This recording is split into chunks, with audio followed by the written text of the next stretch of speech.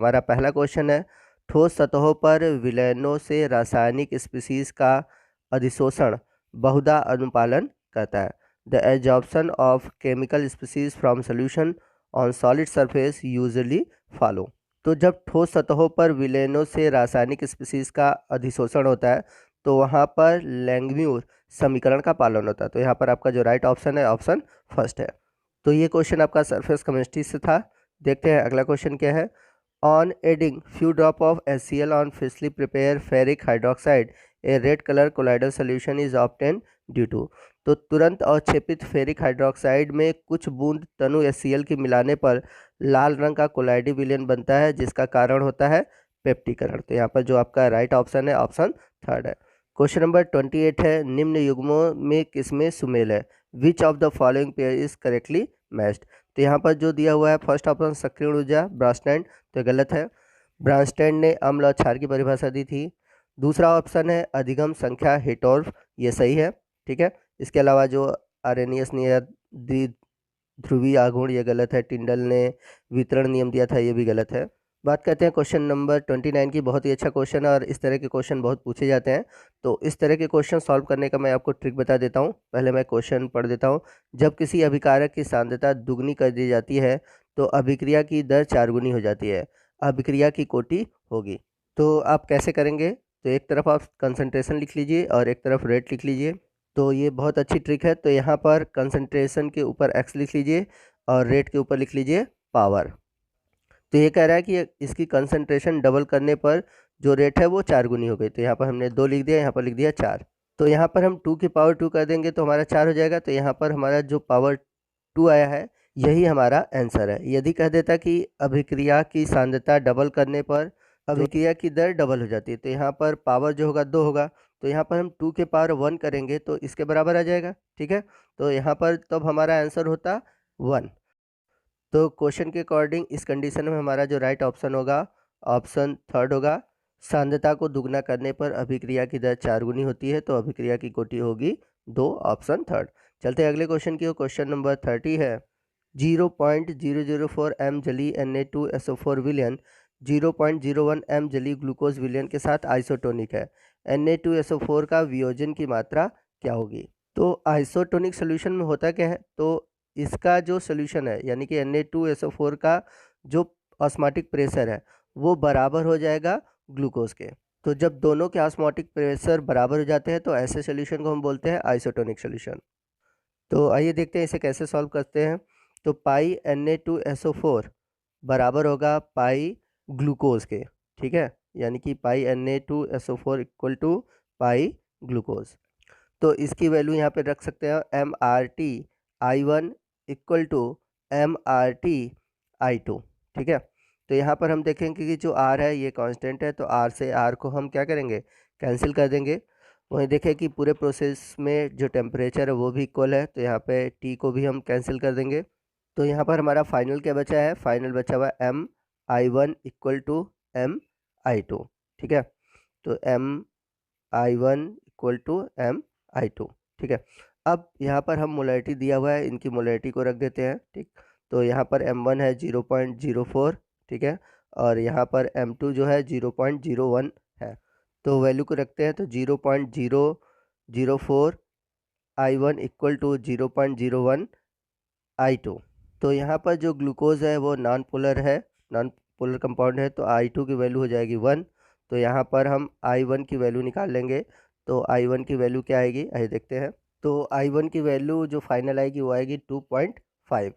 तो जो I की वैल्यू आई है इसे हम इस फार्मूले में पुटअप करेंगे, I इक्वल टू 1 + 2 अल्फ़ा।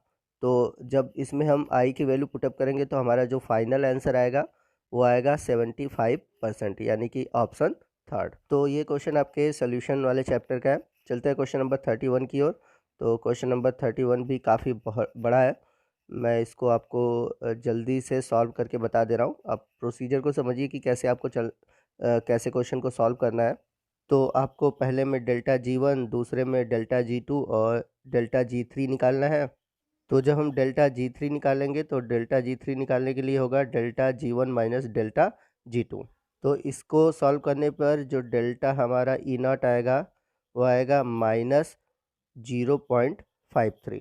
अब यहाँ पर हम इसका निकालेंगे ई सेल। तो ई सेल क्या होता है? ई सेल बराबर होता है आपका कैथोड माइनस एनोड। तो कैथोड पर हमारा जो आंसर आया वो आया है -0.53, माइनस कर देंगे 0.15। तो जब इसको सॉल्व करेंगे तो हमारा आ जाएगा -0.38, यानी कि आपका जो राइट ऑप्शन होगा ऑप्शन थर्ड होगा। तो क्वेश्चन थोड़ा बड़ा है, आपको मैंने सॉल्व करना बता दिया, आप अपने तरीके से क्वेश्चन को सॉल्व कर सकते हैं।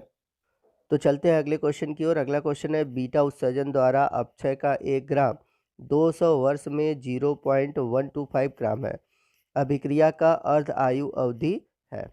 तो यहाँ पर आपसे टी हाफ यानी कि अर्ध आयु पूछा हुआ है।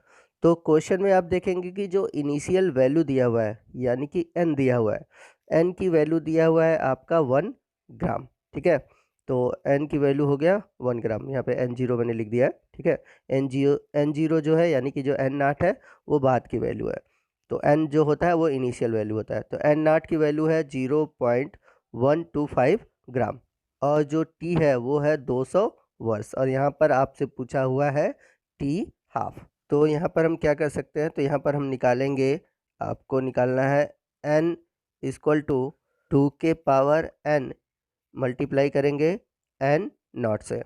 तो जब आप इसको सॉल्व करेंगे तो आपका इक्वेशन कैसे बनेगा? तो बनेगा n upon n nought equal to हो जाएगा आपका 2 के पावर n।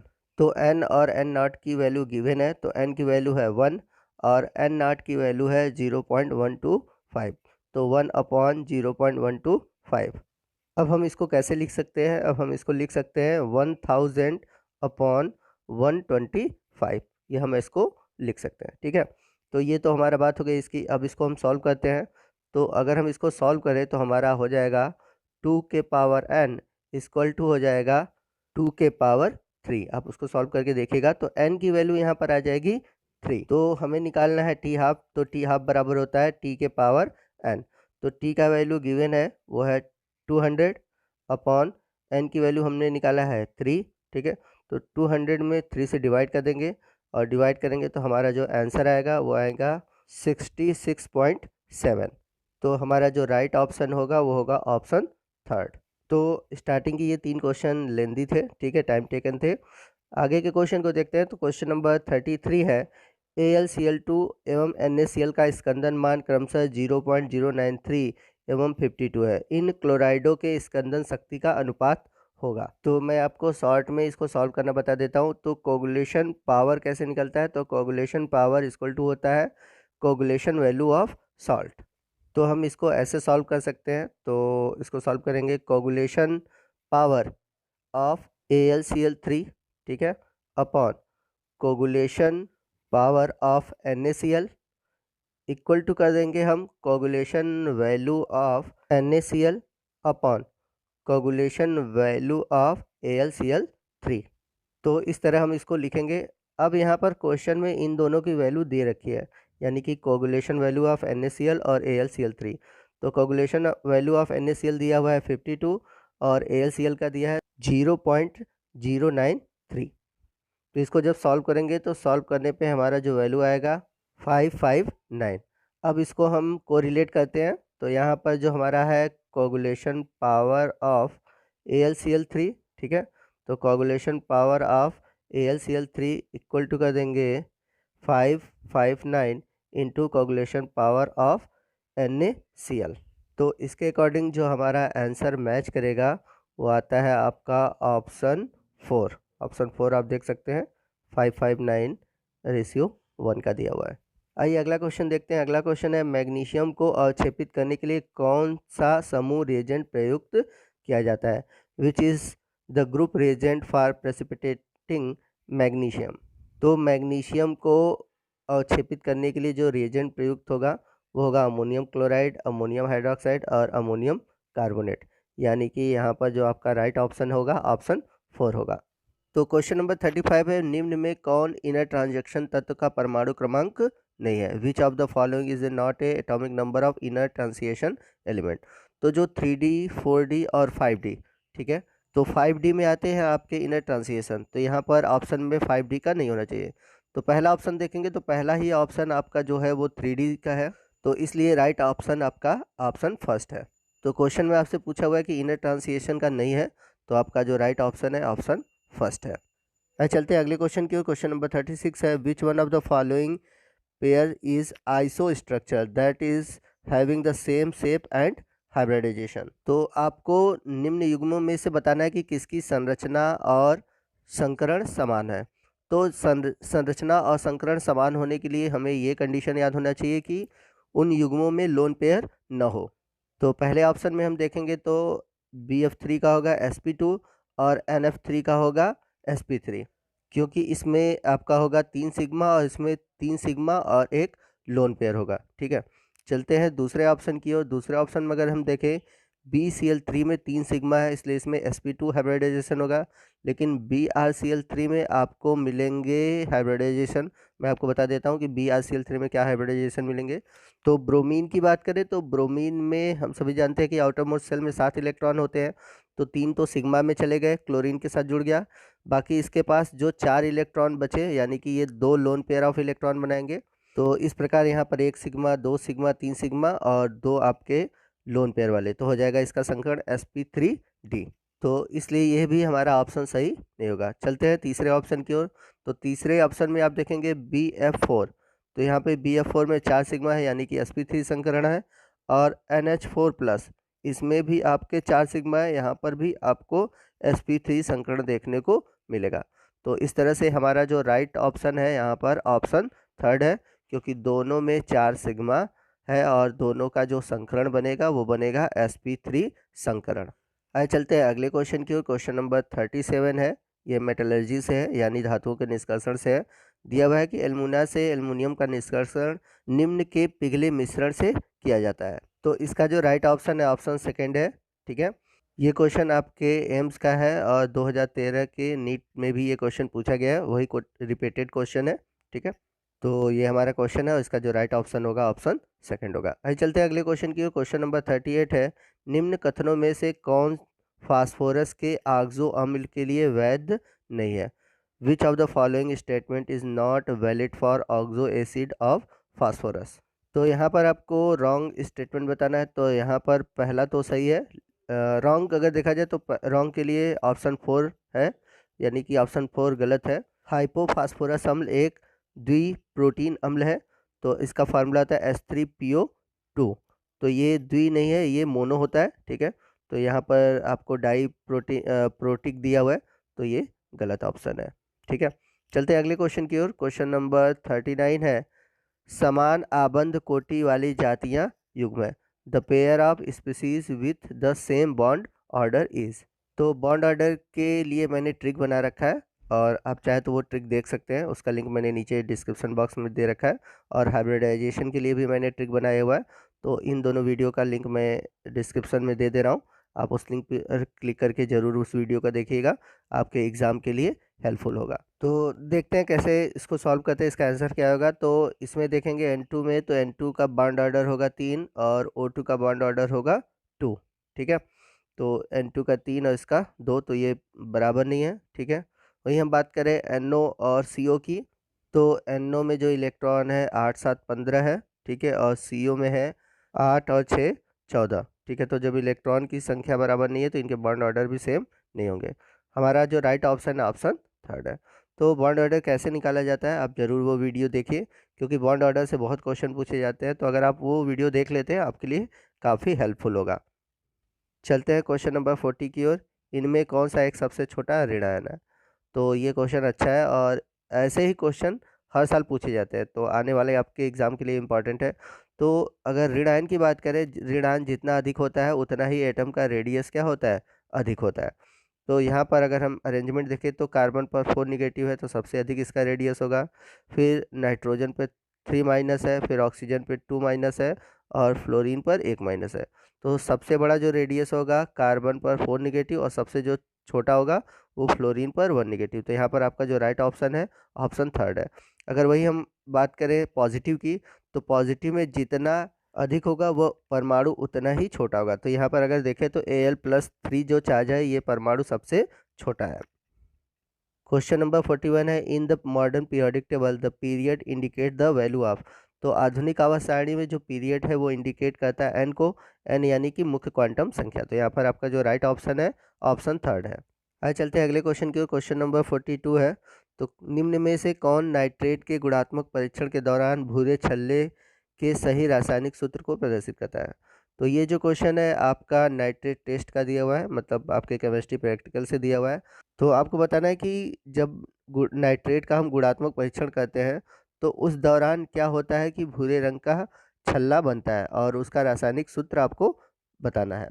तो इस क्वेश्चन का जो राइट ऑप्शन है ऑप्शन थर्ड है। चलते हैं अगले क्वेश्चन की ओर। क्वेश्चन नंबर 43 है, ज़्यादा अम्लीय कौन है? Which one is most acidic? तो हम सभी जानते हैं कि जो एरोमेटिक कंपाउंड है अगर उसमें नाइट्रो ग्रुप जुड़ जाते हैं तो वो मोर एसिडिक होता है, ठीक है। तो अगर हम बात करें फिनॉल की, तो फिनॉल में आप देखेंगे कि जो बेंजीन रिंग है उसके साथ OH है जुड़ा हुआ, तो वो फिनॉल है, ठीक। तो ये एसिडिक है बट मोर एसिडिक नहीं है। वही बात करें हम पैरानाइट्रोफिनॉल की, तो यहाँ पर फिनॉल के में क्या है, रिंग में NO2 जुड़ा हुआ है, तो ये मोर एसिडिक है। तो यहाँ पर आपका जो राइट ऑप्शन है ऑप्शन 2 है। वही बात करें हम एनिसॉल और रीसोरेसिनॉल की, तो इसमें OH और CH3 यानी कि मेथिल ग्रुप जुड़ा होता है। तो जो मेथिल ग्रुप होते हैं वो एसिडिक प्रॉपर्टी को नहीं बढ़ाते। तो इस वजह से जो ऑप्शन बन रहा है हमारा ऑप्शन 2 है। क्वेश्चन नंबर 44 है, ethyl alcohol on oxidation gives, यानी कि एथिल एल्कोहल का ऑक्सीकरण करते हैं तो क्या बनता है? तो इसका राइट ऑप्शन है ऑप्शन फर्स्ट एसेटल्डिहाइड। तो जब हम अल्कोहल का ऑक्सीकरण करते हैं तो पहले एल्डिहाइड बनता है, फिर कार्बोक्सिलिक अम्ल बनता है। तो यहाँ पर आपका एसेटल्डिहाइड का ऑप्शन दिया है तो इसलिए हम एसेटल्डिहाइड लिखेंगे। लेकिन अगर आपको कार्बोक्सिलिक अम्ल दे देता ऑप्शन में तो वहाँ पर हमारा आंसर होता कार्बोक्सिलिक अम्ल। आइए चलते हैं अगले क्वेश्चन की। क्वेश्चन नंबर 45 है, निम्न में से कौन सा इलेक्ट्रोफाइल है? Which one in the following electrophile? तो हम सभी जानते हैं कि जो इलेक्ट्रोफाइल होते हैं उनके पास इलेक्ट्रॉन की कमी होती है, यानी कि ये इलेक्ट्रॉन लविंग होते हैं, और जितने भी पॉजिटिव चार्ज वाले होते हैं वो इलेक्ट्रोफाइल होते हैं। तो यहाँ पर हमारा जो राइट ऑप्शन बनेगा ऑप्शन 1 बनेगा। यहाँ पर आप देख सकते हैं NO2 क्या है, पॉजिटिव चार्ज है, तो ऑप्शन फर्स्ट हमारा सही। बाकी जो तीनों ऑप्शन है आपके लुईस बेस है, यानी कि ये पेयर में इलेक्ट्रॉन देंगे, इन्हें हम नाभिक स्नेही भी कह सकते हैं। चलते हैं अगले क्वेश्चन के। निम्न में से कौन सा कार्बोक्सिलिक समूह नहीं दर्शाता? तो ये बहुत कॉमन क्वेश्चन है और इसका जो राइट ऑप्शन है ऑप्शन फर्स्ट है पिक्रिक अम्ल। तो पिक्रिक अम्ल में क्या होता है कि आपका OH होता है और OH के साथ 3 जो होते हैं नाइट्रो समूह होते हैं NO2, ठीक है ना, आर्थो पे और पैरा पे। तो बाकी जो ऑप्शन है तीनों, जैसे कि फॉर्मिक अम्ल, टालोइक अम्ल और थैलिक अम्ल, इन तीनों में आपको कार्बोक्सिलिक समूह देखने को मिलेगा, बट पिक्रिक अम्ल में आपको कार्बोक्सिलिक अम्ल समूह देखने को नहीं मिलेगा। चलते हैं अगले क्वेश्चन की। क्वेश्चन नंबर 47 है, लैक्टिक एसिड अणु है जो दर्शाते हैं। तो पहले मैं आपको लैक्टिक एसिड का फार्मूला बता देता हूँ। तो लैक्टिक एसिड का फार्मूला का CH3 CH COOH और OH, ठीक है। अब फार्मूला देख सकते हैं। तो यहाँ पर आप देख सकते हैं ये जो कार्बन है इसमें सभी जो ग्रुप है वो डिफरेंट है, यानी कि ये किरल कार्बन है, और जो किरल कार्बन होते हैं वो प्रकाशिक समवायता प्रदर्शित करते हैं। तो यहाँ पर हमारा जो राइट ऑप्शन होगा ऑप्शन थर्ड होगा, ऑप्टिकल आइसोमेरिज्म। क्वेश्चन नंबर 48 है, मेथेनॉल इज नोन एज, यानी कि मेथेनॉल जाना जाता है। तो आप सभी जानते हैं कि जो मेथेनॉल है ये लकड़ी के भंजक आसवन से प्राप्त होता है, इसलिए इसे वुड एल्कोहल बोलते हैं। इसलिए यहाँ पर हमारा जो राइट ऑप्शन होगा ऑप्शन 4 होगा।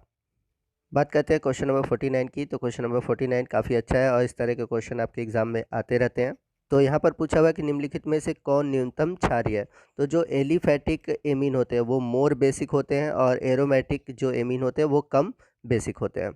तो पहला कंडीशन ये हुआ, अगर ये आपको प्राइमरी सेकेंडरी और टर्सरी से पूछ देता है, यानी कि मेथिल ग्रुप को प्राइमरी सेकेंडरी और टर्सरी में दे देता है, तो इसके लिए आप ट्रिक याद रखिए 213, यानी कि जो सेकेंडरी ग्रुप है वो प्राइमरी से अधिक बेसिक है और सबसे कम है वो है टर्सरी, यानी कि सबसे जो अधिक बेसिक है वो सेकेंडरी है और सबसे कम है टर्सरी। तो यहाँ पर अगर आपसे सबसे अधिक पूछता है तो आपका राइट ऑप्शन होता है ऑप्शन थर्ड। वहीं एथिल के लिए देता है तो आपका ट्रिक होता है 231। तो 213 है मेथिल एमीन के लिए और 231 है एथिल एमीन के लिए, तो आप इसको याद रखिएगा। आइए चलते हैं अपने क्वेश्चन की ओर, जबकि क्वेश्चन में हमसे न्यूनतम क्षारीय पूछा हुआ है। तो यहाँ पर हमारा जो आंसर होगा ऑप्शन 4 होगा, क्योंकि मैंने बताया था कि जो एरोमेटिक एमीन होते हैं वो सबसे कम क्षारीय होते हैं। अगला क्वेश्चन है क्वेश्चन नंबर 50। पिरिडीन में नाइट्रोजन परमाणु है, यानी कि आपको पिरिडीन में नाइट्रोजन का हाइब्रिडाइजेशन बताना है। देखिए यहाँ पे 3 कंडीशन है, एक है पिरिडीन, एक है पिरिमिडीन और एक है पायरॉल। तो आइए मैं तीनों के बारे में आपको बता देता हूँ। तो जो पिरिडीन होता है इसका फार्मूला होता है C5H5N, ठीक है, ये फार्मूला है पिरिडीन का। तो आइए मैं आपको संरचना से समझा देता हूँ। तो यहाँ पर नाइट्रोजन हो गया, ठीक है, अल्टरनेट करके आपके सिंगल बॉन्ड और डबल बॉन्ड होंगे। तो यहाँ पर अगर आप नाइट्रोजन को देखेंगे तो यहाँ पर एक हो गया सिग्मा, ठीक है, और यहाँ पर हो गया एक सिग्मा और एक लोन पेयर। तो देख रहे हैं यहाँ पर सिग्मा की जो संख्या है वो कितनी है, 2 है, और एक लोन पेयर है। तो यहाँ पर जो हाइब्रिडाइजेशन होगा वो होगा sp2।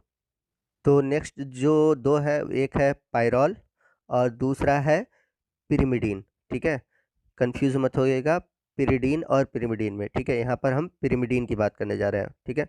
तो पायरॉल की बात करें तो पायरॉल का फॉर्मूला होता है C4H4NH। इसकी संरचना देखें तो यहाँ पर आपका N है, ठीक है, इसके बाद ये रिंग है और रिंग के बाद आपका ये है डबल बॉन्ड, अल्टरनेट करके है, यहाँ पे एक डबल बॉन्ड है, यहाँ पर एक डबल बॉन्ड है और इस नाइट्रोजन के साथ हाइड्रोजन जुड़ा हुआ है और साथ ही साथ इसके पास एक लोन पेयर ऑफ इलेक्ट्रॉन है। तो यहाँ पर आप देखेंगे कि 3 सिग्मा है और एक लोन पेयर ऑफ इलेक्ट्रॉन है। तो 3 सिग्मा और एक लोन पेयर ऑफ इलेक्ट्रॉन देखें तो इसका हाइब्रिडाइजेशन हो जाएगा sp3 हाइब्रिडाइजेशन। अब आइए देखते हैं पिरिमिडीन के हाइब्रिडाइजेशन की। तो पिरिमिडीन का फार्मूला होगा C4H4N2। तो इसकी संरचना कुछ इस प्रकार होगी। तो यहाँ पर नाइट्रोजन हो गया, फिर यहाँ पर नाइट्रोजन हो गया, ठीक है, फिर यहाँ पर आपकी बॉन्डिंग हो गई। तो अल्टरनेट करके डबल बॉन्ड बना लेते हैं, कुछ इस तरह से आपकी बॉन्डिंग हो जाएगी, ठीक। तो आप देखेंगे कि यहाँ पर नाइट्रोजन जो है, नाइट्रोजन के साथ आपके 2 सिग्मा है और एक लोन पेयर है, ठीक है, तो sp2 हाइब्रिडाइजेशन होगा, ठीक है। तो इस तरह से पिरिमिडीन में आपको हाइब्रिडाइजेशन देखने को मिलेगा। पहला प्रश्न है which gives nucleophilic addition most easily, यानी कि कौन सबसे आसानी से नाभिक स्नेही संयोजन देता है। तो यदि हम बात करें न्यूक्लियोफिलिक की तो हम सभी जानते हैं कि जो न्यूक्लियोफिलिक होते हैं वे सभी ऋण आवेशित होते हैं, जैसे कि हाइड्रोक्सिल आयन यानी कि OH- आयन, दूसरा है CN-आयन, तीसरा है NH2- आयन। तो आप देख सकते हैं कि जो न्यूक्लियोफाइल होते हैं उन पर निगेटिव चार्ज होता है, अर्थात वहाँ पर इलेक्ट्रॉन की डेंसिटी अधिक होती है। तो इनके पास इलेक्ट्रॉन की डेंसिटी अधिक होने के कारण ये वहाँ पर अटैक करेंगे जहाँ पर इलेक्ट्रॉन की डेंसिटी कम हो, यानी कि पॉजिटिव चार्ज कम हो। तो सबसे पहले हम बात करते हैं फॉर्मल्डिहाइड की, यानी कि HCHO। तो इसे हम कुछ इस तरह से बनाएंगे। तो यहाँ पर ऑक्सीजन मोर इलेक्ट्रोनेगेटिव है, तो ये इलेक्ट्रॉन को अपनी ओर लेगा, तो यहाँ पर कार्बन पर पॉजिटिव चार्ज आएगा, लेकिन यहाँ पर कार्बन पर जो पॉजिटिव चार्ज आएगा वो कम आएगा। वही बात करें हम दूसरे ऑप्शन की, जो कि एसिटल्डिहाइड है। यदि हम इसकी संरचना को बनाएं तो इसकी संरचना CH3C डबल बॉन्ड OH। तो इसके केस में आपको +I इफेक्ट देखने को मिलेगा, यानी कि ये वाला कार्बन इस वाले कार्बन पर पॉजिटिव चार्ज को बढ़ाएगा। लेकिन पीछे मैंने आपको बताया था कि न्यूक्लियोफाइल उसी पर अटैक करेगा जहाँ पर इलेक्ट्रॉन डेंसिटी कम हो। तो यहाँ पर इलेक्ट्रॉन डेंसिटी कम है फॉर्मल्डिहाइड में, इसलिए आपका जो राइट ऑप्शन है ऑप्शन फर्स्ट है। तो यहाँ पर न्यूक्लियोफाइल सबसे आसानी से फॉर्मल्डिहाइड के साथ नाभिक स्नेही संयोजन अभिक्रिया देगा।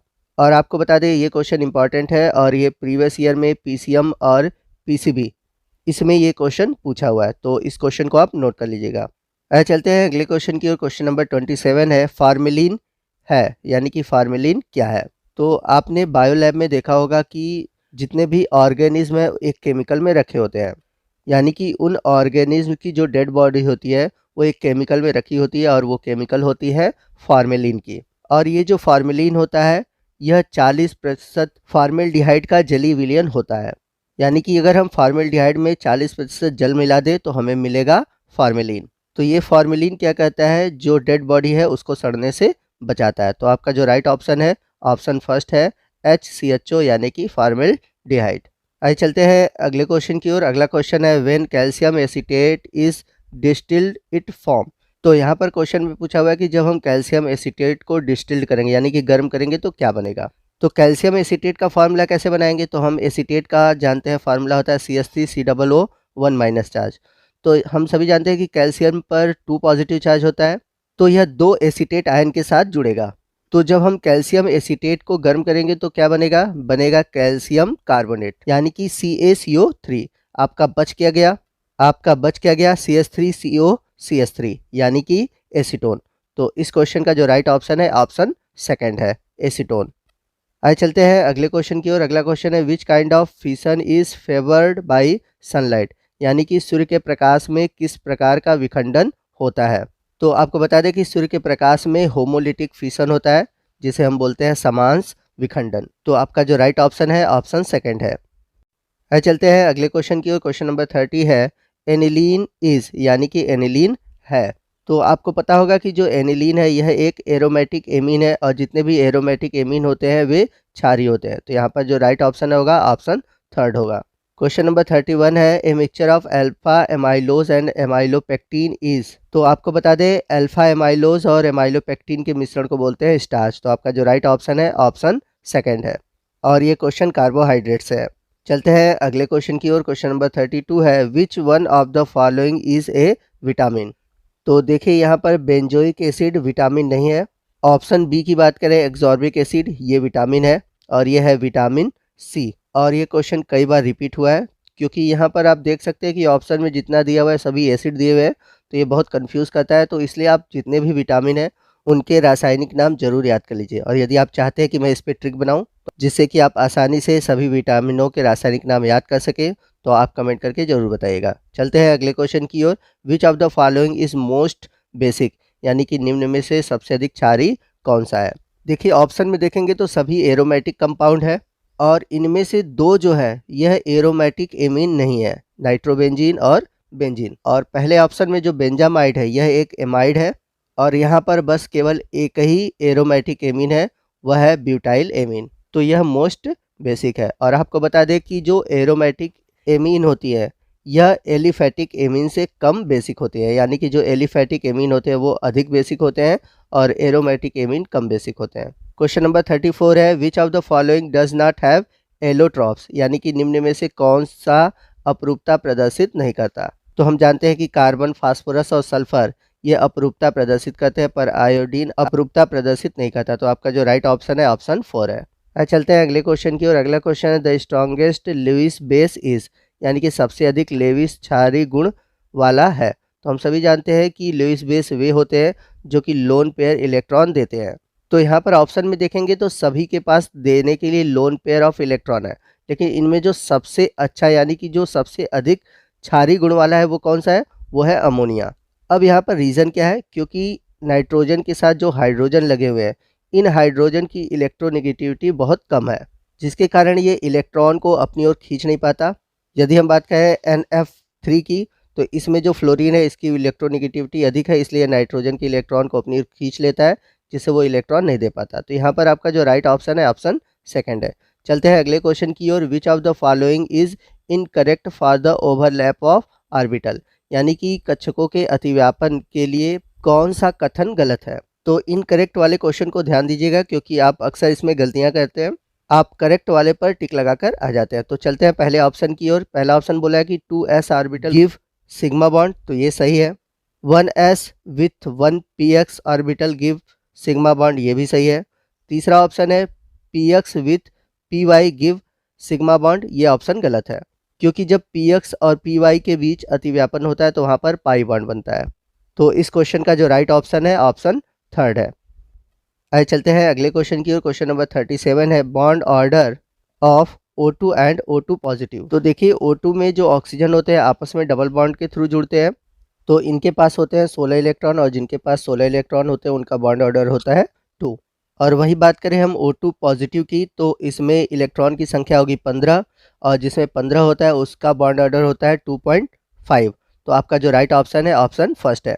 तो यहाँ पर मैंने कैसे बॉन्ड ऑर्डर निकाला, यदि आपको बॉन्ड ऑर्डर निकालना सीखना है तो आप कमेंट करके बताइएगा। मैंने इस पे वीडियो बना रखा है, मैं उस वीडियो का लिंक आपको प्रोवाइड करा दूंगा, या फिर आप इस वीडियो के नीचे डिस्क्रिप्शन बॉक्स में जाइए, वहाँ पर आपको वीडियो मिल जाएगा। चलते हैं अगले क्वेश्चन की ओर। The correct order of electron affinity of halogen is, यानी कि हैलोजन की इलेक्ट्रॉन को आकर्षित करने की प्रवृत्ति का सही क्रम है। तो जैसा कि आप सभी जानते हैं कि कभी भी वर्ग में जब हम ऊपर से नीचे जाते हैं तो जो इलेक्ट्रॉन एफिनिटी होती है यानी कि इलेक्ट्रॉन को आकर्षित करने की जो क्षमता होती है वो डिक्रीज होती है। लेकिन यहाँ पर जो फ्लोरीन है वो एक्सेप्शन है, क्योंकि यहाँ पर फ्लोरीन की साइज़ जो छोटी है इस वजह से इसकी इलेक्ट्रॉन एफिनिटी कम होती है और क्लोरीन की इससे ज़्यादा होती है। तो इसे हम इस तरह भी लिख सकते हैं, सबसे अधिक क्लोरीन का, फिर उससे कम फ्लोरीन, फिर ब्रोमीन, फिर आयोडीन। तो इसके अकॉर्डिंग जो हमारा राइट ऑप्शन होगा ऑप्शन 2 होगा। तो कभी-कभी ये ऑप्शन कुछ इस तरह भी दे देता है, तो ये भी ऑप्शन सही है और इस ऑप्शन को भी आप अपने नोट्स में लिख लीजिए। ये आपको कन्फ्यूज़ करने के लिए ये ऑप्शन भी देता है। तो ये दोनों ऑप्शन सही हैं। क्वेश्चन नंबर 39 है, among the following paramagnetic one is, यानी कि निम्नलिखित में से कौन सा अनुचुंबकीय है। तो हम सभी जानते हैं जिनमें अनपेयर्ड होते हैं वे अनुचुंबकीय होते हैं और जिनमें पेयर्ड इलेक्ट्रॉन होते हैं वे प्रतिचुंबकीय होते हैं। ठीक है, तो पहला ऑप्शन दिया है O2+। तो O2+ में अगर हम इलेक्ट्रॉन की संख्या देखें तो 8 होता है, तो 2 का हो गया 16। अब 2 पॉजिटिव है तो 2 पॉजिटिव है तो 2 हम माइनस कर देंगे तो 16 में से 2 चला गया 14, तो इसके पास 14 इलेक्ट्रॉन है। दूसरे ऑप्शन की ओर चलते हैं। दूसरे ऑप्शन में दिया है O2 नेगेटिव, तो 16 इलेक्ट्रॉन तो है लेकिन 2 नेगेटिव है तो 2 बढ़ जाएंगे तो हो जाएगा 18। उसी तरह तीसरे ऑप्शन में चलेंगे तो यहाँ पर एक नेगेटिव है तो इसके पास 16 और एक जोड़ देंगे तो हो जाएगा 17। तो यहाँ पर देख सकते हैं कि इसके पास एक अयुग्मित इलेक्ट्रॉन बच रहा है, क्योंकि 17 में आपको पेयर नहीं बन पाएगा। तो हमारा राइट ऑप्शन है ऑप्शन 3। वही बात करें हम CO में यानी कि कार्बन मोनोऑक्साइड में, तो कार्बन में इलेक्ट्रॉन की संख्या हो गई 6 और ऑक्सीजन की 8, तो हो जाएगा 14। तो इसमें भी पेयर इलेक्ट्रॉन है, तो ये भी क्या होगा, डायमैग्नेटिक होगा। चलते हैं क्वेश्चन नंबर 40 की ओर। If a molecule XY3 has zero dipole moment, the sigma bonding orbital is used by X, which atomic number is less than 21 R। तो यहाँ पर क्वेश्चन में दिया हुआ है कि कोई XY3 है जिसका डाइपोल मोमेंट 0 है और उसका परमाणु क्रमांक 21 से कम है, तो उसके सिग्मा बॉन्ड में प्रयोग होने वाला जो हाइब्रिडाइजेशन है वो कौन सा होना चाहिए। तो बहुत ही अच्छा क्वेश्चन है और इम्पॉर्टेंट क्वेश्चन है, आप इस क्वेश्चन को नोट कर लीजिएगा। तो आइए सॉल्व करते हैं। तो यहाँ पर मान लेते हैं कि यहाँ पर हम ले लेते हैं BF3। अब BF3 क्यों ले रहे हैं, क्योंकि यहाँ पर बोला है XY3। जरूरी नहीं है कि हम BF3 ले, हम यहाँ पर AlCl3 भी ले सकते हैं, क्योंकि दोनों के जो एटॉमिक नंबर है वो 21 से कम है। यदि हम इसका स्ट्रक्चर बनाएं तो इसका स्ट्रक्चर जो बनेगा वो बनेगा ट्राइग्लोनर प्लानर। तो यह ट्राइग्लोनर प्लानर है, तो यहाँ पर जो ऑर्बिटल बनेगा वो 3 बनेंगे। तो यहाँ पर इसका जो म्यू रिजल्टेंट आएगा यानी कि जो डाइपोल मोमेंट आएगा वो 0 आएगा। अब डाइपोल मोमेंट 0 क्यों आएगा, क्योंकि बॉन्डिंग में जितने भी इलेक्ट्रॉन आउटर मोस्ट में पाए जाते हैं वो सभी अगर बॉन्डिंग में भाग ले लेते हैं तो उनका जो म्यू होता है वो 0 हो जाता है। अब देखें कि BF3 में कितने सिग्मा होंगे, तो इसमें 3 सिग्मा होंगे और जिसका 3 सिग्मा होता है उसका हाइब्रिडाइजेशन होता है sp2। तो हमारा जो राइट ऑप्शन है ऑप्शन 3 है। चलते हैं क्वेश्चन नंबर 41 की ओर। The correct order of radii is, यानी कि त्रिज्या का सही क्रम है। तो हम सभी जानते हैं जो निगेटिव चार्ज वाले एटम होते हैं उनकी रेडियाई अधिक होती है देन पॉजिटिव वाले से। तो हमारा यहाँ पर जो राइट ऑप्शन है ऑप्शन 2 है। क्वेश्चन नंबर 42 है, बहुत इंपॉर्टेंट क्वेश्चन है और ये क्वेश्चन हमेशा पूछता है, आप इसको नोट कर लीजिएगा। क्वेश्चन में कह रहा है कि 500 ग्राम जल में 18 ग्राम ग्लूकोज जिसका अणुभार 180 ग्राम प्रति मोल वाले विलयन में घोला गया, तो उसकी मोललता क्या होगी। तो यहाँ पर सिंपली हम फार्मूला यूज़ कर लेंगे। तो मोललता यानी कि स्मॉल m बराबर ग्राम बटे मॉलिकुलर वेट। तो यहाँ पर जो वेट दिया है वो 18 ग्राम दिया हुआ है और मॉलिकुलर वेट दिया हुआ है 180। चूँकि यहाँ पर दिया हुआ है 500 ग्राम, तो ऊपर हम 1000 का मल्टीप्लाई करेंगे और नीचे 500 का मल्टीप्लाई करेंगे। तो 500 से 1000 दो बार में डिवाइड हो गया, 18 से 180 डिवाइड हुआ तो आएगा आपका 1/5। तो 1/5 का जो राइट ऑप्शन आएगा यानी कि आंसर आएगा 0.2। राइट ऑप्शन है ऑप्शन 4। चलते हैं अगले क्वेश्चन की ओर। अगला क्वेश्चन भी बहुत अच्छा है, ये है थर्मोकेमिस्ट्री से। तो क्वेश्चन में Al2O3 और Cr2O3 का एंथैल्पी दिया हुआ है, तो यहाँ पर हीट ऑफ फॉर्मेशन निकालना है। तो हीट ऑफ फॉर्मेशन हम कैसे निकालते हैं, तो हीट ऑफ फॉर्मेशन के लिए हम फार्मूला यूज करते हैं डेल्टा HF इक्वल टू होता है P माइनस R। P का मतलब प्रोडक्ट, R का मतलब रिएक्टेंट। तो यहाँ पर एल्युमिनियम और क्रोमियम है तो ये मेटल है तो इसका तो 0 हो जाएगा। फिर यहाँ पर बात करें Cr2O3 और Al2O3 इनका दिया हुआ है, तो यहाँ पर Al2O3 का जो दिया हुआ है दिया है -1596। ठीक है, Al2O3 का है -1596। अब उसके बाद रिएक्टेंट का देखें यानी कि Cr2O3 का देखें तो यहाँ पर इसका वैल्यू दिया -1134।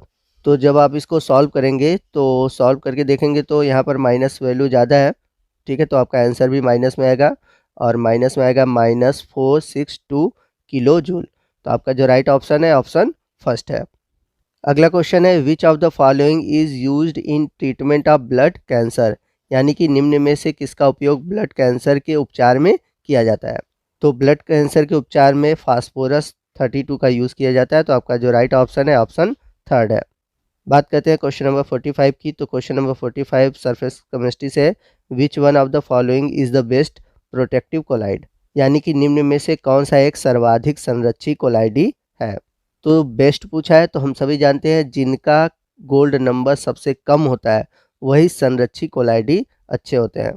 तो यहाँ पर आप देखेंगे कि जिलेटिन का जो गोल्ड नंबर है वो सबसे कम है, 0.005 है। तो आपका जो राइट ऑप्शन है ऑप्शन 4 है। क्वेश्चन नंबर 46 की बात करते हैं जो कि इलेक्ट्रोकेमिस्ट्री से है। The limiting molar conductivity for NaCl, KBr and KCl are 126, 152 and 150। तो यहाँ पर हमसे पूछा किसका है, पूछा है NaBr का। तो देखिए NaBr बना कैसे होगा, Na से बना होगा और Br से बना होगा।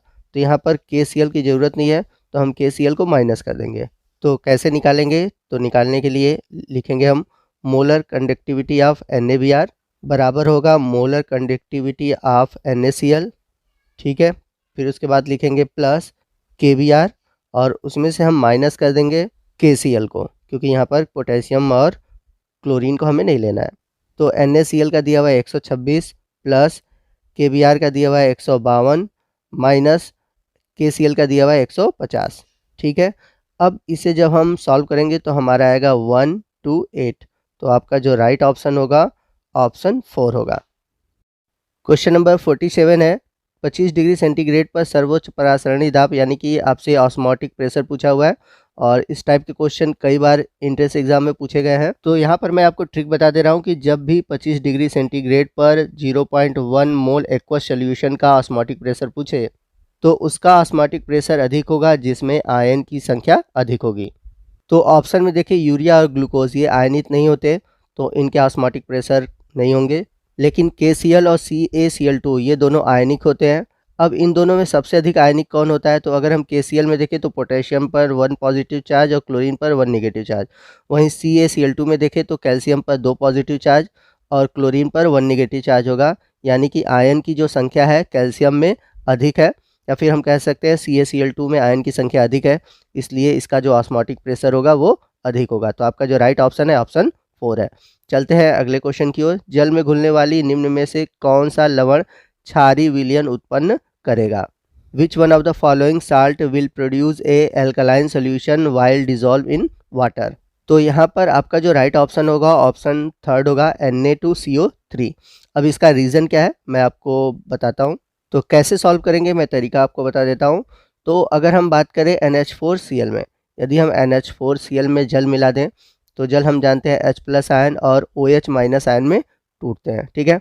तो NH4 से जो जुड़ेगा वो जुड़ेगा OH जुड़ेगा, क्योंकि NH4 में पॉजिटिव आयन आएगा, और जो Cl है वो जुड़ेगा H+ आयन से, यानी कि बनेगा NH4OH बनेगा और HCl बनेगा।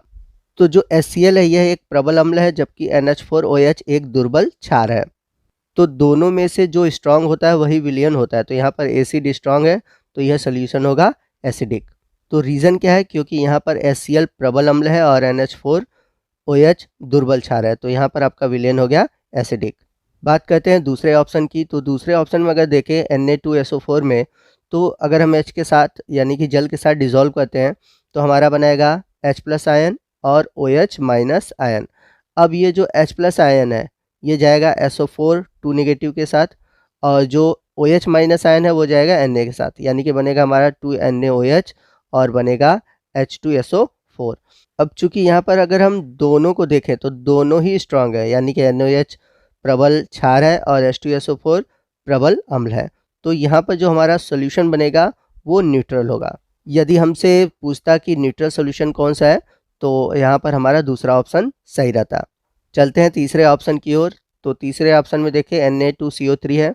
तो Na2CO3 में जब आप वाटर को ऐड करेंगे तो वाटर अगर बनता है तो H+ आयन OH- आयन होता है, तो यह Na2CO3 से रिएक्ट करके बनाएगा 2NaOH प्लस H2CO3। तो यहाँ पर आप देखेंगे तो H2CO3 जो है ये दुर्बल अम्ल है और NaOH प्रबल क्षार है। तो यहाँ पर हमारा जो राइट ऑप्शन होगा ऑप्शन 3 होगा, क्योंकि यह जो सोल्यूशन है वो बनाएगा एल्कलाइन सोल्यूशन। आइए NaNO3 की भी बात कर लेते हैं। तो जब इसको जल के साथ मिलाएंगे तो ये बनाएगा NaOH और बनाएगा HNO3। ठीक है, NaOH और HNO3। तो यहाँ पर आप देखेंगे तो NaOH प्रबल क्षार है और HNO3 भी प्रबल अम्ल है। तो यहाँ पर जो सोल्यूशन बनेगा वो बनेगा न्यूट्रल। तो यहाँ पर दूसरा और चौथा ये दोनों न्यूट्रल सोल्यूशन बनाएंगे। पहला वाला एसिडिक सोल्यूशन बनाएगा और तीसरा बेसिक सोल्यूशन बनाएगा। चलते हैं क्वेश्चन नंबर 49 की ओर। तो यहाँ पर क्वेश्चन में Sb2S3 की विलेयता दिया हुआ है और आपसे सॉल्युबिलिटी प्रोडक्ट पूछा हुआ है। तो बहुत ही अच्छा क्वेश्चन है और इस तरह के क्वेश्चन आपके एंट्रेंस एग्जाम में पूछे जाते हैं।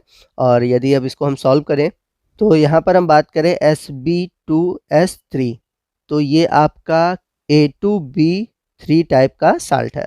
तो जब हम इसका निकालेंगे KSP यानी कि विलेयता उत्पाद, तो इसे हम क्या करेंगे, ब्रेक करेंगे। तो जब ब्रेक करेंगे तो बनेगा 2Sb प्लस 3S2 नेगेटिव। तो यहाँ पर 2 नेगेटिव है तो यानी कि 6 नेगेटिव, तो यहाँ पर हो जाएगा 3 पॉजिटिव चार्ज। तो इस तरह हो जाएगा 2S का होल स्क्वायर इंटू 3S का होल क्यूब। तो जब इसे आप सॉल्व करेंगे तो सॉल्व करने पर आपका आएगा 4S का स्क्वायर आएगा इंटू 27S क्यूब। और जब इसे आप सॉल्व करेंगे तो सॉल्व करने पर आएगा 108S के पावर 5। तो यहाँ पर आपको निकल गया। अब यहाँ पर S क्या है, S है यहाँ पर विलेयता। तो यहाँ पर S की वैल्यू कितनी दी हुई है, तो S की वैल्यू दी है तो यहाँ पर लिखेंगे 108 इंटू, यहाँ पर S की वैल्यू है 1 इंटू 10 के पावर -5। तो 1 की कोई मतलब नहीं है, सीधे हम लिखते हैं 10 के पावर -5। ठीक है, अब इसके पावर 5 लिखेंगे क्योंकि ये S का वैल्यू था और S के पावर 5 था। तो इसे जब आप सॉल्व करेंगे तो आएगा आपका 108 गुणे 10 के पावर -25, यानी कि आपका जो राइट ऑप्शन है ऑप्शन 4 है। चलते हैं अगले क्वेश्चन की ओर जो कि लास्ट क्वेश्चन है। For the process of H2O, तो यहाँ पर देखिए जो H2O है यहाँ पर लिक्विड है। तो जब भी कोई लिक्विड, और यहाँ पर स्टैंडर्ड कंडीशन दिया हुआ है 1 बार और 373 केल्विन, तो जब भी कभी लिक्विड गैस में बढ़ती है तो जो एंट्रोपी होती है, एंट्रोपी बढ़ती है, यानी कि इसके वैल्यू जो होती है वो पॉजिटिव में आती है। तो जब एंट्रोपी बढ़ती है तो जो डेल्टा जी की वैल्यू होती है वो 0 हो जाती है। ठीक है, तो इस हिसाब से जब हम ऑप्शन को देखेंगे तो पहले ऑप्शन में डेल्टा जी 0 दिया हुआ है लेकिन S माइनस दिया हुआ है तो गलत है। फिर दूसरे में डेल्टा जी पॉजिटिव दिया, ये भी गलत है। तीसरा ऑप्शन सही है क्योंकि यहाँ पर डेल्टा जी की वैल्यू 0 और डेल्टा S की वैल्यू पॉजिटिव दिया हुआ है। तो identify the pair of gases that have equal rate of diffusion, यानी कि समान विसरण दरों वाले गैसों का युग्म है। तो आप सभी ने गैसीय अवस्था में ग्रैहम का विसरण नियम पढ़ा होगा, जिसे इंग्लिश में रेट ऑफ डिफ्यूजन कहते हैं, जिसका फार्मूला होता है R, जिसे हम बोलते हैं rate of diffusion, universally proportional to होता है रूट स्क्वायर ऑफ M या फिर D। M क्या है, मॉलिक्यूलर मास है, और D क्या है, डेंसिटी है। यानी कि किसी भी गैस की जो डिफ्यूज़न रेट है वो तब ज़्यादा होगी जब उसका मास कम हो। इसी फार्मूले से हम इस क्वेश्चन को सॉल्व कर सकते हैं। तो आइए देखते हैं कि कैसे इस क्वेश्चन को सॉल्व करेंगे। तो यहाँ पर क्वेश्चन में लिखा हुआ है समान विसरण दरों वाली गैसों का युग्म है, यानी कि इनमें कौन से गैसों का युग्म है जिसकी समान विसरण दर होगी। तो सिंपल सी बात है, जिसका मॉलिक्यूलर वेट सेम होगा उसकी समान विसरण दर होगी। तो आइए देखते हैं कि कौन से पेयर का जो मॉलिक्यूलर वेट है वो सेम होगा। तो आइए देखते हैं पहले ऑप्शन की ओर। तो पहले ऑप्शन में CO2 का देखें तो CO2 का आएगा 44, NO2 में देखें तो नाइट्रोजन का होता है 14 और ऑक्सीजन का होता है 16, 16 दूनी 32। तो यहाँ पर देख रहे हैं दोनों में डिफरेंस आ रहा है, यानी कि CO2 का आ रहा है 44 और आपका NO2 का आएगा 46, 46। चलते हैं ऑप्शन 2 की ओर। ऑप्शन 2 में देखें N2 है तो यानी 14 दूनी 28, 28 और 16 जोड़ेंगे 44। CO2 का देखें तो CO2 का आएगा 44। तो यहाँ पर देखें दोनों का मॉलिक्यूलर मास क्या है, सेम है, तो इसलिए यहाँ पर जो राइट ऑप्शन होगा हमारा ऑप्शन बी होगा। तो आइए चलते हैं अगले क्वेश्चन की ओर। अगला क्वेश्चन है the unit of van der Waals constant of A and B respectively are, यानी कि वान डेर वाल्स स्थिरांकों ए तथा बी की इकाइयाँ कौन सी हैं आपको बताना है। तो यहाँ पर आपका जो क्वेश्चन है बड़ा ही इंपॉर्टेंट क्वेश्चन है और अक्सर सभी एग्ज़ाम में ये पूछा जाता है। तो इसका जो राइट ऑप्शन है ऑप्शन थर्ड है। तो ये भी क्वेश्चन आपका गैसियस स्टेट से ही है। आइए चलते हैं अगले क्वेश्चन की ओर, देखते हैं अगला क्वेश्चन क्या है। अगला क्वेश्चन है the solubility of PbCl2 is, यानी कि PbCl2 की विलेयता क्या है। तो यहाँ पर आपको KSP दिया हुआ है, यानी कि सॉल्युबिलिटी प्रोडक्ट बोला हुआ है। यहाँ पर आपको सॉल्युबिलिटी यानी कि S बताना है। तो आइए मैं बताता हूँ कि कैसे इस क्वेश्चन को सॉल्व करेंगे। तो इस क्वेश्चन में है आपका PbCl2, तो PbCl2 लिख लेंगे। तो इसे जब आप ब्रेक करेंगे तो बनेगा Pb2 पॉजिटिव चार्ज और 2Cl माइनस चार्ज। तो यहाँ पर हमारा जो PbCl2 है इसके नीचे लिखा जाएगा KSP, यानी कि विलेयता गुणनफल। तो यहाँ पर हम कंसंट्रेशन देखेंगे तो Pb की यहाँ पर कंसंट्रेशन है 1 मोल और Cl की है 2 मोल। तो यहाँ पर सॉल्युबिलिटी लिख लेंगे, इसके लिए होगा S और यहाँ पर होगा 2S स्क्वायर। तो जब आप इसको सॉल्व करेंगे तो सॉल्व करने के बाद आएगा 4S के पावर क्यूब और यहाँ पर क्या आ जाएगा KSP। तो यदि हम इसका S निकालें यानी कि सॉल्युबिलिटी निकालें तो S बराबर क्या आ जाएगा KSP अपॉन 4 और यहाँ पर S पे क्या है क्यूब है। तो यहाँ पर जब हम क्यूब हटाएंगे तो क्या आ जाएगा KSP अपॉन 4 के पावर 1/3, यानी कि जो राइट ऑप्शन है ऑप्शन 4 है। तो ये जो क्वेश्चन है आयनिक इक्विलिब्रियम चैप्टर से है, आप उसको देख लीजिएगा और तैयारी कर लीजिएगा। चलते हैं अगले क्वेश्चन की ओर। Blood cell do not sink in blood because blood is, यानी कि रक्त सेलों का रक्त में संकुचन नहीं होता क्योंकि रक्त होता है।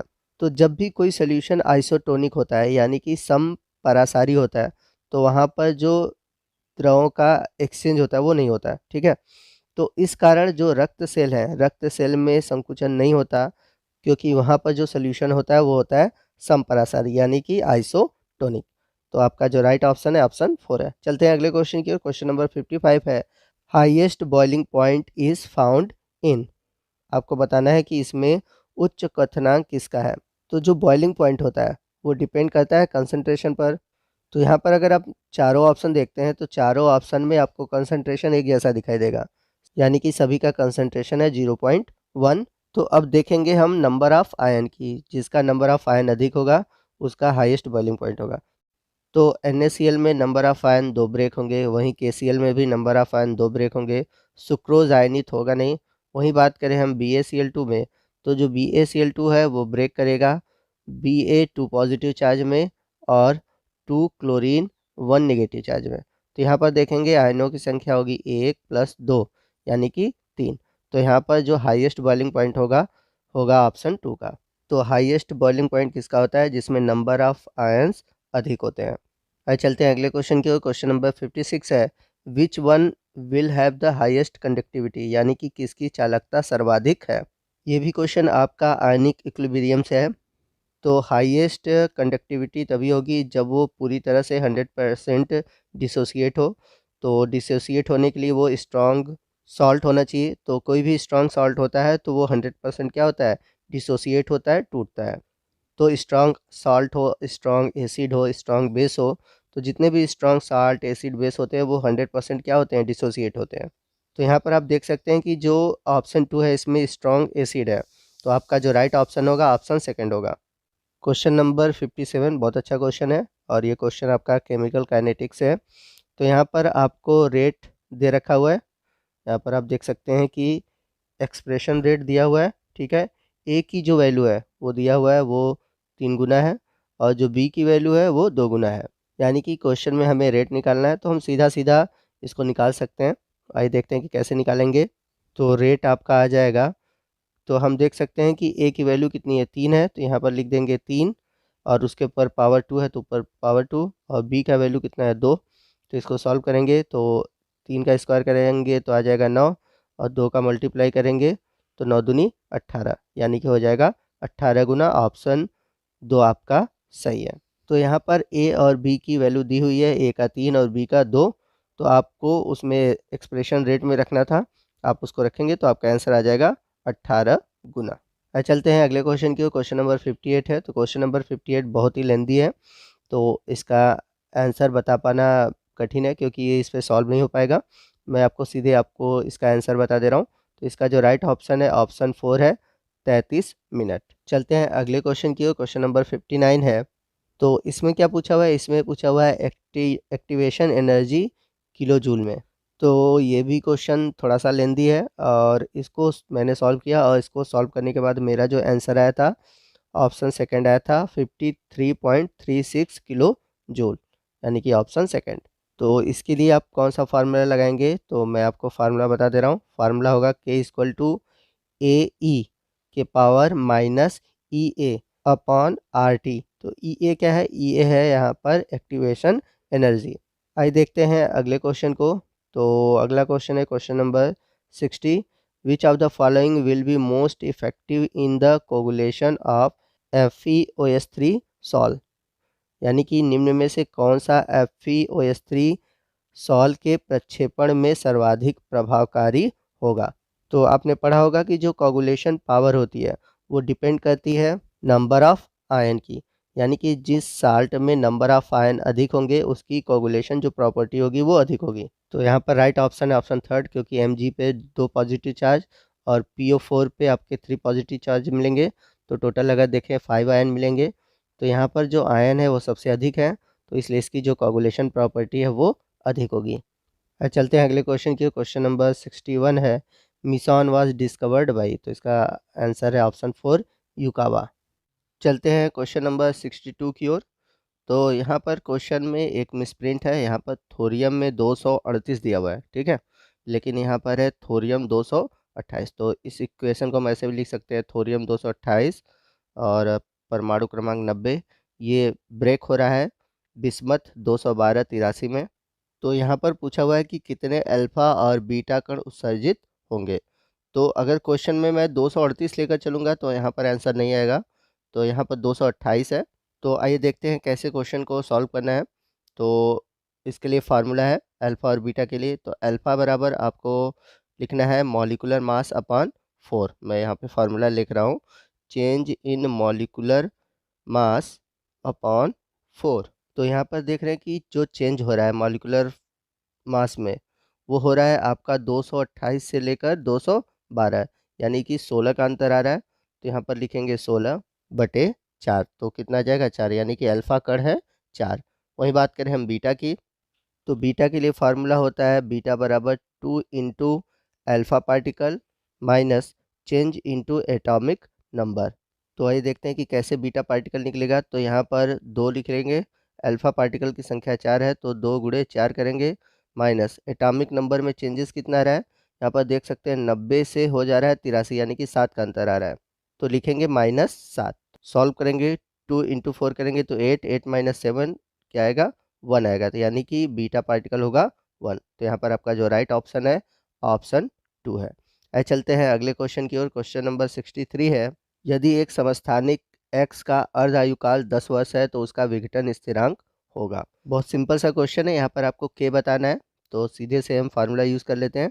तो k बराबर हम सभी जानते हैं होता है 0.693 अपॉन टी हाफ, ठीक है। तो यहाँ पर टी हाफ की वैल्यू दी हुई है 10 वर्ष, तो यहाँ पर हम क्या करेंगे 0.693 में 10 से डिवाइड करेंगे। तो जब डिवाइड करेंगे तो यहाँ पर क्या होगा, एक जीरो बढ़ जाएगा यहाँ पर दशमलव के बाद, तो हो जाएगा 0.0693, यानी कि हमारा जो राइट ऑप्शन है ऑप्शन 3 है। आइए चलते हैं क्वेश्चन नंबर 64 की ओर। तो क्वेश्चन नंबर 64 है, निम्न दोषों में से कौन सा क्रिस्टलों के घनत्व को कम करता है। तो ये जो क्वेश्चन है ये है आपका सॉलिड स्टेट से, यानी कि ठोस अवस्था से। इसका जो राइट ऑप्शन है ऑप्शन फर्स्ट है, 60 की दोष। तो दोषों से यानी कि जो ठोस के दोष है उससे क्वेश्चन पूछे जाते हैं, अब उसको जरूर याद रखिएगा। इस टॉपिक पर और इस चैप्टर पर मैंने पूरा वीडियो बना रखा है, तो इस टॉपिक से रिलेटेड जो वीडियो है उसका लिंक मैं आपको नीचे डिस्क्रिप्शन बॉक्स में दे रहा हूँ, उस वीडियो को देख लीजिएगा। क्वेश्चन नंबर 65 है, ट्रांजिस्टर के निर्माण में सामान्यतः प्रयोग होने वाला तत्व है। तो ये क्वेश्चन आपका फिजिक्स में भी आता है और सिंपल सा है। हम सभी जानते हैं कि ट्रांजिस्टर के निर्माण में सिलिकॉन और जर्मेनियम का उपयोग होता है, तो यहाँ पर आपका जो राइट ऑप्शन है ऑप्शन 2 है। चलते हैं अगले क्वेश्चन की ओर। क्वेश्चन नंबर 66 है, 18 ग्राम ग्लूकोज जिसका अणुभार 180 ग्राम प्रति मोल है का 500 ग्राम जल में घोलने पर प्राप्त विलयन की मोललता होगी। तो आइए देखते हैं कैसे सॉल्व करेंगे। तो मोललता बराबर होता है नंबर ऑफ सॉल्यूट यानी कि घुला हुआ विलेय, तो यहाँ पर उसकी मात्रा है 18 ग्राम। चूँकि नीचे दिया गया है कि जो घुली हुई मात्रा है वो ग्राम में है, तो यहाँ पर हम 1000 का गुणा कर देंगे। बटे में विलेय का अणुभार जो कि 180 दिया गया है, ठीक है, तो 180 का देंगे गुणे विलायक की मात्रा, तो कितना दिया गया है 500। तो सॉल्व करेंगे 20 से 20 यानी कि 1000 को हम काट दें 2 बार में, ठीक है, 180 को काट देंगे 10 बार में, 2/10 यानी कि 1/5। सॉल्व करेंगे तो आएगा 0.2। तो यहाँ पर आपका जो राइट ऑप्शन है ऑप्शन फर्स्ट है। तो मोललता इन सभी पर भी मैंने वीडियो बनाया है, उसका भी लिंक मैं आपको नीचे दे रहा हूँ डिस्क्रिप्शन बॉक्स में, वहाँ पर आप वीडियो देख लीजिएगा। क्वेश्चन नंबर 67 है, एक पदार्थ के वाष्पीकरण की इंथैल्पी 840 जूल प्रति मोल है, इसका क्वथनांक -173 डिग्री सेंटीग्रेड है, इसके वाष्पीकरण की एंट्रोपी है, यानी कि यहाँ पर आपको एंट्रोपी बताना है। तो सिंपल सा क्वेश्चन है, इसको कैसे सॉल्व करेंगे, तो हम सभी जानते हैं कि जो डेल्टा एच है वो बराबर होता है टी इंटू डेल्टा एस के। तो डेल्टा एस क्या है, डेल्टा एस है यहाँ पर एंट्रोपी, ठीक है, तो यहाँ पर आपको क्या निकालना है, डेल्टा एस निकालना है, एंट्रोपी निकालना है। तो डेल्टा एस बराबर क्या हो जाएगा, डेल्टा एच अपॉन टी। तो डेल्टा एस निकालना है, तो वैल्यू को पुटअप करते हैं, तो डेल्टा एच की वैल्यू क्या दिया हुआ है 840, तो 840 कर देंगे, और टी कितना दिया हुआ है आपका 173। तो इसको सॉल्व करेंगे तो हमारा आंसर लगभग आएगा 4.8, यानी कि इस हिसाब से जो हमारा राइट ऑप्शन होगा ऑप्शन थर्ड होगा 4.8 जूल प्रति मोल प्रति कैलोरी। ऑप्शन थर्ड आपका सही है, ठीक है। क्वेश्चन नंबर 68 है, अभिक्रिया ए से बी के लिए डेल्टा एच दिया हुआ है 4 किलो कैलोरी प्रति मोल और डेल्टा एस बराबर दिया है 10 कैलोरी प्रति मोल प्रति केल्विन। अभिक्रिया स्वतः घटित होगी जब तापक्रम होगा। तो यहाँ पर आपसे तापक्रम पूछा हुआ है, तो यहाँ पर स्वतः अभिक्रिया के लिए आपसे टेम्परेचर पूछा हुआ है, तो डेल्टा जी बराबर होता है delta H minus T delta S. तो यहाँ पर स्वतः है, तो स्वतः के लिए जो डेल्टा जी की वैल्यू होती है वो माइनस होनी चाहिए। तो माइनस वैल्यू का मतलब कि अभिक्रिया जो होगी वो स्पॉन्टेनियस होगी। तो अभी पीछे हमने डेल्टा एस निकाला था, तो डेल्टा एस इक्वल टू क्या था, डेल्टा एच अपॉन टी था, ठीक है। तो यहाँ पर डेल्टा एच की वैल्यू दिया हुआ है 4 किलो कैलोरी, तो इसको हम क्या करेंगे कैलोरी में बदलेंगे, तो यहाँ पर 4 किलो कैलोरी को हम क्या लिख सकते हैं 4000। तो यहाँ पर डेल्टा एच की वैल्यू हो जाएगी 4000। वही डेल्टा एस की वैल्यू दिया हुआ है 10, ठीक है, तो बटे 10 करेंगे, तो सॉल्व करेंगे तो आएगा हमारा 400, ठीक। तो यहाँ पर एक ट्रिक मैं आपको बता दे रहा हूँ कि जब भी स्पॉन्टेनियस के लिए पूछेगा, तो स्पॉन्टेनियस के लिए जब भी वैल्यू आता है उससे अधिक आता है, तो जैसे यहाँ पर 400 आया है, तो आपका आंसर होगा, ऑप्शन में देखेंगे तो उससे अधिक आपका कितना दिया है 500 केल्विन दिया है, तो आपका जो राइट ऑप्शन होगा ऑप्शन 4 होगा, न कि ऑप्शन 3। इस बात को ध्यान दीजिएगा, स्पॉन्टेनियस के लिए हम यही करेंगे, ये ट्रिक है, ठीक है। तो इसके अकॉर्डिंग जो आपका जो राइट ऑप्शन आएगा ऑप्शन 4 आएगा 500 केल्विन। क्वेश्चन नंबर 69 है, निम्न में से कौन सा एक सबसे अधिक अम्लीय ऑक्साइड है। तो जैसे जैसे हम नीचे जाते हैं तो ऑक्साइड की जो अम्लीयता होती है वो घटती जाती है, तो सबसे अधिक किसका होगा P2O5 का। लेकिन यदि इसकी जगह होता है N2O5 तो यहाँ पर हमारा आंसर होता है N2O5, लेकिन यहाँ पर नहीं दिया हुआ है तो होगा P2O5। क्वेश्चन नंबर 70 है, P4 यूनिट सफ़ेद फास्फोरस में फास्फोरस परमाणु वर्गीकृत होते हैं। In a P4 unit of white phosphorus the phosphorus atoms are arrange at. तो आपने पढ़ा होगा, तो वहाँ पर आपने देखा होगा कि जो फास्फोरस परमाणु होते हैं P4 में वो चतुष्फलक के रूप में होते हैं, यानी कि कुछ इस तरह से अरेंज होते हैं टेट्राहेड्रॉन फॉर्म में। तो आपका जो आंसर सही होगा वो होगा ऑप्शन 4, ठीक है, the corner of a tetrahedron. चलते हैं क्वेश्चन नंबर 71 की ओर। Helium is better use in balloon in place of hydrogen because of, यानी कि हीलियम को हाइड्रोजन के स्थान पर गुब्बारे में बेहतर प्रयोग किया जाता है क्योंकि। तो इसका रीज़न ये है कि हीलियम जो होता है वो ज्वलनशील नहीं होता, जबकि हाइड्रोजन जो है वो अधिक ज्वलनशील है। तो यहाँ पर जो आपका राइट ऑप्शन ऑप्शन 2 है गैस ज्वलन। तो हीलियम जो है वह अज्वलनशील है जबकि हाइड्रोजन ज्वलनशील है, इसलिए हम हाइड्रोजन के स्थान पर हीलियम का प्रयोग करते हैं। चलते हैं अगले क्वेश्चन की ओर। क्वेश्चन नंबर 72 है, निम्न में से किसका त्रिकोणीय ज्यामिति होगा, यानी कि आपको बताना है कि किसका स्ट्रक्चर ट्राइगोनल प्लानर होगा। तो ऑप्शन फर्स्ट है BF3। क्वेश्चन नंबर 73 है, कौन सा हैलोजन नाइट्रिक एसिड द्वारा ऑक्सीकृत हो जाता है? तो आयोडीन जो है वो नाइट्रिक एसिड द्वारा ऑक्सीकृत हो जाता है, तो आपका राइट ऑप्शन है ऑप्शन 4। 74 क्वेश्चन है, निम्न में से किस इलेक्ट्रॉन के एक एकाकी जोड़ी की संख्या सबसे अधिक होती है? तो यहाँ पर हमें लोन पेयर निकालना है, किस में अधिक है? तो यहाँ पर आपका जो राइट ऑप्शन है ऑप्शन 4 है। तो इसमें आपको total 9 lone pair of electron देखने को मिलेंगे। क्वेश्चन नंबर 75 है, इसमें पूछा हुआ है कि ओ बॉन्डिंग यानी कि आपको पेरोक्साइड बॉन्डिंग पूछा हुआ है। तो पेरोक्साइड बॉन्डिंग आपको देखने को मिलेगी H2S2O8 में, ऑप्शन 3 आपका सही है। चलते हैं क्वेश्चन नंबर 76 की ओर। 76 है, तत्व आवर्त सारणी के तीसरे वर्ग एवं समूह 14 से संबंधित है, इसका इलेक्ट्रॉनिक विन्यास है। तो वर्ग 14 से वही होगा जिसके आउटर मोस्ट में 4 इलेक्ट्रॉन होंगे, और आउटर मोस्ट में 4 इलेक्ट्रॉन आप देख रहे हैं ऑप्शन 2 में है, यानी कि आपका जो राइट ऑप्शन है ऑप्शन 2 है। क्योंकि अगर आप इसका इलेक्ट्रॉनिक विन्यास करेंगे तो आएगा 2 8 4, ठीक है। तो आउटर मोस्ट में जितने इलेक्ट्रॉन होते हैं वो किसको प्रदर्शित करते हैं? ग्रुप को प्रदर्शित करते हैं। तो आपका राइट ऑप्शन है ऑप्शन